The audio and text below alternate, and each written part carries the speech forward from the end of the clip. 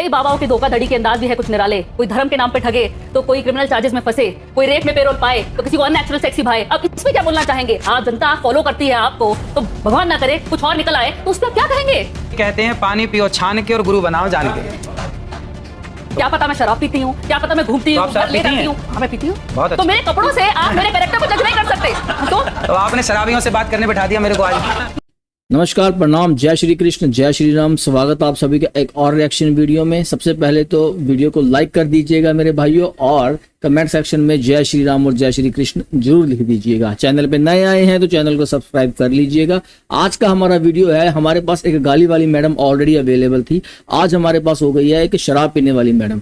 तो ये शराब पीने वाली मैडम जब अनिरुद्ध आचार्य के सामने डिबेट के लिए आई, तो आपको पता ही है कि अनिरुद्ध आचार्य के सामने जब कोई शराबी बंदा आके बैठता है तो अलग ही लेवल का स्वैग होता है उनका। चलिए आज इस वीडियो में देखेंगे हम अनिरुद्ध आचार्य की एक शराब पीने वाली औरत के साथ डिबेट। इसी के साथ वीडियो का प्रारंभ करते हैं, मिलते हैं वीडियो के अंत में।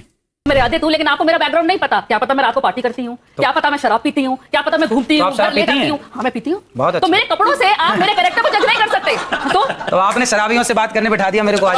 नहीं, बात असल में ये है। शराब, एक मिनट, आप अपनी भाषा का मर्यादा रखें, आप अपनी भाषा का मर्यादा रखें। शराब पीने वाला शराबी नहीं होता। पहले आपको एक बात ये भी मैं मानवी जी बताता हूँ। क्या करते थे शिव जी? क्या करते थे? एक बात मैं आपको नहीं, एक सेकंड। बहुत सारे लोग जो एडिक्ट थे, मानवी जी आप उसकी तारीफ करेंगी, शायद आप इस बात की शायद प्रशंसा करेंगी कि अनिरुद्धाचार्य जी के आह्वान पर बहुत सारे लोग जो एडिक्ट थे, शराब के चक्कर में उन्होंने घर बार बेच दिया था, बच्चे उनके सड़कों पर आ गए थे, उनके आह्वान पर उन लोगों ने शराब छोड़कर, नशा छोड़कर, तंबाकू छोड़कर और अब अध्यात्म की राह पकड़ी है। क्या ये बात स्वागत योग्य है मानवी जी? क्या ये बात स्वागत योग्य है? आप लोग क्या कहते हैं? अगर स्वागत योग्य है तो इस पर ताली बजनी चाहिए।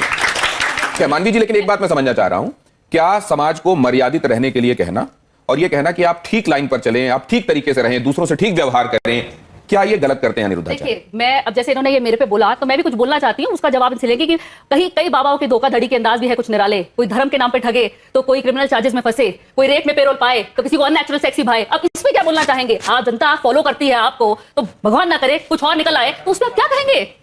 जवाब लेते हैं। क्या आडंबर करने वाले लोग भी हैं साधु के वेश में, उनसे सावधान रहना चाहिए? कहते हैं पानी पियो छान के और गुरु बनाओ जान के। आप एक सेकंड, ये जो ऑडियंस यहाँ बैठी हुई वो भी कुछ कहना चाहिए। हाँ, जल्दी से बात कहिए, जल्दी से। गुरुजी राधे राधे। मैं 2016 में, मेरा परिवार, मेरी एक बेटी है, एक लड़का है, तो पूरा परिवार बीमार रहता था। डॉक्टर को इतना पैसा दे दिया, इतना दे दिया, तो मेरा अच्छा मकान है, सब कुछ है।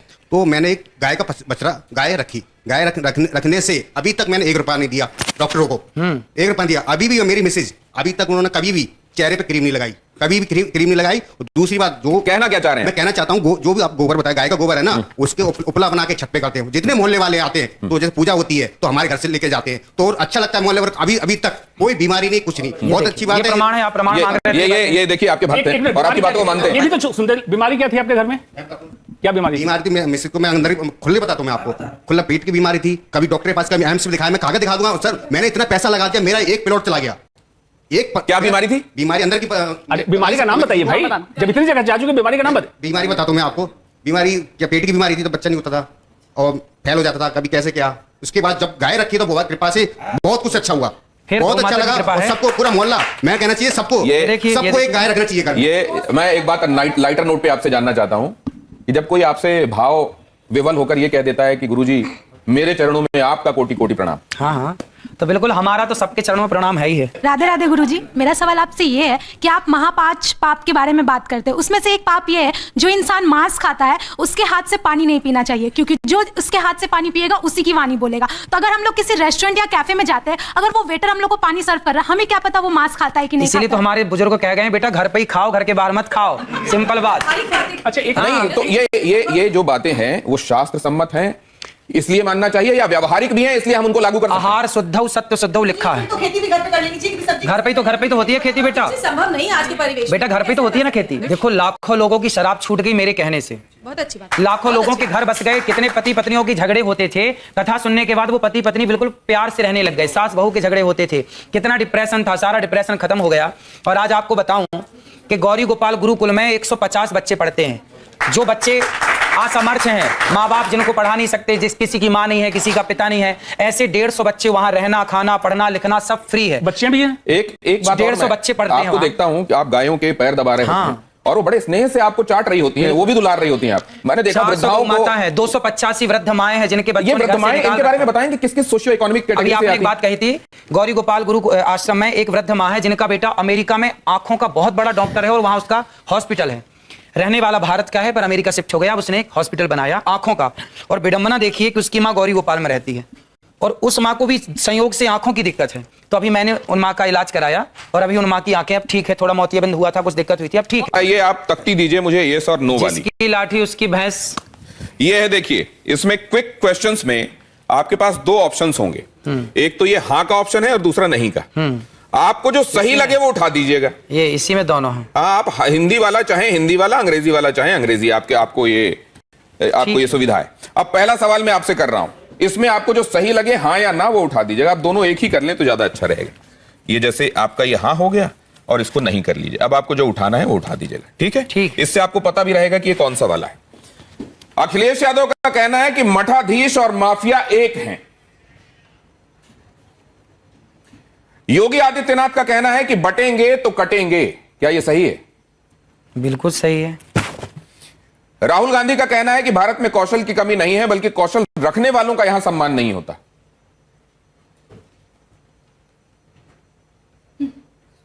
कौशल रखने वालों का सम्मान नहीं होता। भारत में कौशल की कमी नहीं है बल्कि कौशल रखने वालों का यहां सम्मान मतलब नहीं भारत होता। में योग्यता टैलेंट की कमी नहीं है पर टैलेंट वालों का सम्मान नहीं नहीं है। ये होता, बात ये सही है। सबसे पहली बात, आपको आज जीवन का सबसे बड़ा ज्ञान मिला है कि शराब पीने वाला इंसान शराबी नहीं होता। वो एस्ट्रोनॉट हो सकता है, वो एस्ट्रोलॉजर हो सकता है, वो साइंटिस्ट हो सकता है, वो टीचर हो सकता है, वो फौजी हो सकता है, आप उसको कुछ भी कह दो, वो समाज सेवक भी हो सकता है, वो एनजीओ चलाने वाला भी हो सकता है, उसको कुछ भी कह दो पर वो शराबी नहीं होता। आप उसको ये कह के भाषा का, मर्यादा का उल्लंघन कर रहे हैं। आप अपने शब्दों को सोच समझ के बोलना। शराब पीने की घटिया लत को कुछ इस तरह प्राउडली एक्सप्लेन कर रही है जैसे इसको भारत रत्न से नवाजा जा रहा हो। उसके बाद इसके साथ एक और महारथी बैठे हैं। इस बंदे को, इस 2% के इंसान को महादेव के बारे में कुछ भी नहीं पता होगा, लेकिन ये भाई साहब सोमरस के बारे में बहुत अच्छे से जानते हैं। इनको बड़े अच्छे से पता है कि सोमरस को शिव जी पीते थे, महादेव उसका सेवन करते थे। वैसे तो भाई इस इंसान से किसी तरह की कोई उम्मीद है ही नहीं। एक्चुअल में इनकी कोई जिज्ञासा नहीं होती कि नॉलेज को जाना जाए कि एक्चुअल में रियलिटी क्या है।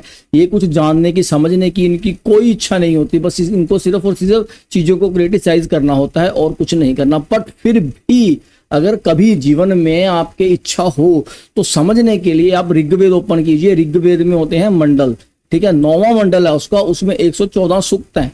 114 सूक्त जितने भी हैं सोम की शुद्धि के बारे में समर्पित किया हुआ सब कुछ आपको अच्छे से समझ में आ जाएगा कि सोम रस क्या था, कौन इसका सेवन करता था, कैसे बनता था, वो किस तरह की औषधि थी, पवित्र थी नहीं थी, वो आपको अच्छे से समझ में आ जाएगा। हमें उसका ज्ञान ऋग्वेद से ही हुआ है। जो चीजें वहां पे लिखी हुई हैं सोमरस के बारे में, उससे ज्यादा बेहतर और ऑथेंटिक इंफॉर्मेशन आपको कहीं पे भी नहीं मिल सकती। जाके एक बार अपना मुंह फाड़ के, आंखें फाड़ के अच्छे से वहां से पढ़ लीजिए, आपको अच्छे से समझ में आ जाएगा। आपका जो प्रश्न है ना, शिव जी क्या पीते थे, क्या करते थे, आपको अच्छे से समझ में आ जाएगा। आपने कभी किसी भी ये जो टेक्नोलॉजी वाली बातें करते हैं, ये जो तर्क वाली बातें करते हैं, जो विकास वाली बातें करते हैं, जिनको एविडेंस चाहिए, जिनको लॉजिक चाहिए हर चीज में, इनकी तरफ से, ये विवेक श्रीवास्तव जैसे या फिर ये मानवी जैसे लोग हैं, इनकी तरफ से आज तक आपने कभी सुना कि किसी ने भी प्रेस किया हो अनिरुद्ध आचार्य क्योंकि आप बहुत अच्छा काम कर रहे हो, आप लोगों की, आपकी कथा की वजह से, आपके भाषण की वजह से, आपकी बातों की वजह से, आपके समझाने से लोगों के घर बच रहे हैं, उनके घरों में लड़ाइयाँ खत्म हो रही हैं, लोग शराब छोड़ रहे हैं। वो खुद एविडेंस दे के एक्सप्लेन कर रहे हैं चीज़ों को कि मेरी वजह से ये चीज़ें हुई हैं। सबको पता है कि उनके आश्रम में वृद्ध महिलाएं रहती हैं, वो इतने लोगों को खाना खिलाते हैं, वो गरीब बच्चों को शिक्षा, उनका रहन सहन का कार्य करते हैं। लेकिन ये इंसानियत के गौर जो बने घूमते हैं, जो आज तक कभी कुछ किए ही नहीं हैं, सिर्फ और सिर्फ सनातन धर्म की बुराई करने के बिना इनके पास और कुछ भी नहीं है। ये लोगों ने आज तक इनकी कभी झूठे मुंह की तारीफ नहीं की। इनके मुंह में कीड़े पड़ जाते हैं अगर ये ऐसी बात कभी बोल भी दें। एक्चुअल में ये नीले टिड्डे होते हैं बेसिकली।